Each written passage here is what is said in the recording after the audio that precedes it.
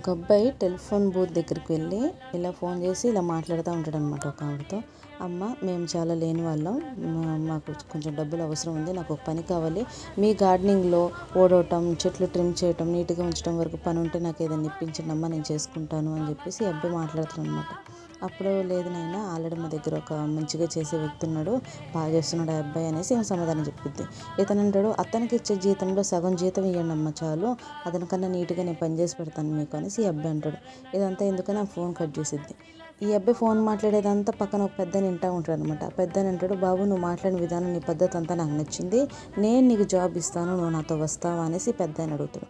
అప్పుడు ఈ అబ్బాయి అంటాడు, నాకు జాబ్ అవసరం లేదండి అని. అదేంటి ఇప్పుడు దాకా నువ్వు జాబ్ కోసమే కదా ఫోన్ మాట్లాడావని ఈ అబ్బాయి అని అంటాడు అనమాట. అప్పుడు ఆ అబ్బాయి అంటాడు, అవునండి జాబ్ కోసమే, కానీ ఆవిడ దగ్గర జాబ్ చేసే అబ్బాయిని కూడా నేనేనండి, నేను ఎలా చేస్తున్నాను ఏంటి అని చెప్పి నా సెల్ఫ్ చెక్ అనేది నేను చేసుకుంటున్నాను, మేడం గారు మాత్రం మంచిగా మాట్లాడారు, నాకు హ్యాపీ అనిపించింది అని చెప్పేసి అబ్బాయి వెళ్ళిపోతాడు. ఇదేంటంటే మన పని గురించి వాళ్ళు మనకు చెప్పకపోయినా మనం సెల్ఫ్ చెక్ చేసుకోవటం అనమాట.